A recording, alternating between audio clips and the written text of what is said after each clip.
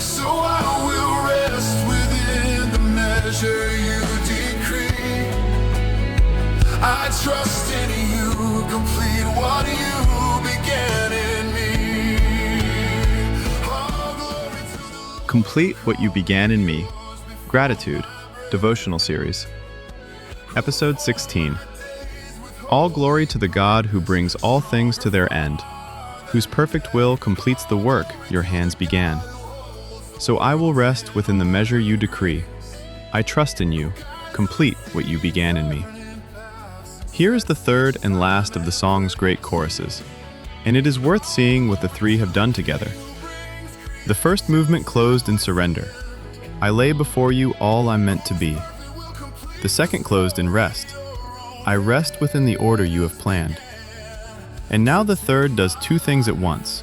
It praises and it trusts. It lifts its eyes in glory, then bows its head in a personal plea. All the reasoning of the song finally becomes worship, and then becomes a prayer. All glory to the God who brings all things to their end. This is the first time in the whole song the heart says that word, glory, and it arrives here, at the contemplation of the end, for a reason. When you truly grasp that God finishes everything He starts, that not one of His purposes can fail, there is finally nothing left to do but praise. To Him who sits on the throne, be blessing and honor and glory and might forever and ever. Revelation 5:13. This is the note the whole song has been climbing towards since its first episode, when we heard Paul's sentence, "From Him and through Him and to Him are all things. To Him be glory forever." From Him, our origin, through Him, our sustaining, and now, at the end, the last clause finally sounds, "To Him be glory," whose perfect will completes the work your hands began. And notice why the glory is His, not because we finished anything, but because He did. He who began a good work in you will bring it to completion. Philippians 1:6. We did not begin the work, His hands did. We cannot finish it, His perfect will does. From first stroke to last, it is His, which is exactly why the glory is His and not ours. And then the chorus turns, in its last line, all the way inward. After all things, and the work and the measure, it narrows to the two smallest words in the language, in me. I trust in you, complete what you began in me. It is the most personal line in the song, and the most vulnerable, because it is quietly a confession that you are not finished. None of us is. So let me stop teaching for a moment and tell you the plain truth of my own life, because I cannot praise a God who completes what He began without telling you what He has been completing in me. There were years I could not read while I was living them, a long stretch of struggle and strife and roads that seemed to lead nowhere, that I might once have called wasted. I can look back on them now and see the whole road, and see God walking me down it on purpose, doing something exact and patient, making me into a man I had not been before, and could not have become any other way. He was preparing me. And only when that long, hidden work was far enough along, did He entrust to my care the people I now love most in the world. I will tell you plainly what that has meant, because the grace is in the particulars. It has meant years of surgery after surgery.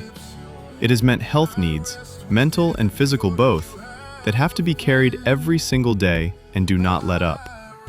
It has meant raising children with special needs, children I would not trade for any other children in the world.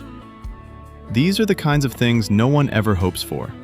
No one writes them on a list and asks God to send them.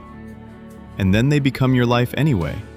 And you make a discovery that turns everything over. God is not far off from these things. He is standing in the very middle of them, with you. When you pass through the waters, I will be with you, and through the rivers, they shall not overwhelm you. Isaiah 43:2. He had prepared me for it before it ever came. But more than that, He has never once left me alone inside it. I will never leave you nor forsake you. Hebrews 13:5. He prepared me, and then He stayed. If you had gone back 20 years and told me this would be my life, I could not have borne the news. I would have been afraid of it. I was not yet the man who could carry it. And now I would not trade it for anything in this world. What looks from the outside like the heavy road is, from the inside, the most blessed life I can imagine. God did a slow work in me so that I could become the man He needed me to be, to love the ones He always intended to give me. I do not have the things my younger, more selfish heart was so sure it needed, the things I used to envy in other people's lives. And the strange mercy is that I have stopped wanting them, because I found something better inside the measure He actually gave me. Rest and completeness and the contentment Paul wrote about, learned not in plenty, but in the precise shape of the life I was handed. It is just right. It always is. I only see that now. Count it all joy, James writes, when you meet trials of various kinds, that you may be perfect and complete, lacking in nothing. James 1:2-4. The hardship was never God pausing the work in me. The hardship was the work. And it is here, in a life like this, that I finally learned to trust Him, not from a safe distance, but because a life that could crush you with worry leaves you no other option. You learn to trust, or you break. I had to learn it. And on the far side of learning it, I did not find exhaustion. I found rest. So when this chorus prays, "Complete what you began in me," understand that I am praying it from the floor of my own life, and that it is at once a trust and a plea. The psalmist prayed it in that exact shape. The Lord will fulfill His purpose for me. There is the trust. And then, do not forsake the work of your hands. Psalm 138:8. There is the plea, in the same breath. I am the work of your hands. Finish me. And I can pray it without fear, because the one I am asking has already promised. He who calls you is faithful. He will surely do it. 1 Thessalonians 5:24. And the prayer will not stay on me alone. I pray it now most of all for the ones God placed in my care, whose stories are every bit as unfinished as mine, and every bit as held. Complete what you began in them. Wherever any of us goes from here, I trust He will finish what He started, and that His purpose will stand in their lives as surely as in mine, because they are His work too, and He does not forsake the work of His hands. If you carry other people, a child, a spouse, anyone whose life is bound to yours, there is no deeper rest than this: to trust that the God who is finishing you is finishing them as well, and is more committed to it than you could ever be. So hear how the whole song bends around this. At the beginning your heart said, "I lay before you all I'm meant to be." Here at the end it says, "Complete what you began in me." The forming and the finishing. The same hands the whole way. The one you ask to finish you is the very one who began you, before your first breath. He is not inheriting someone else's half-built work. He is completing His own. And so I will rest within the measure He decreed, because the one who set its bounds is the one bringing it home. That is where the grateful heart lands, not on a boast, but on a prayer. Not on "I have arrived," but on "I trust you to bring me there, and to bring home everyone I love along with me." All glory to the God who finishes. And since He finishes, I will rest, and I will trust, and I will ask the only thing left to ask. Complete, Lord, what you began in me.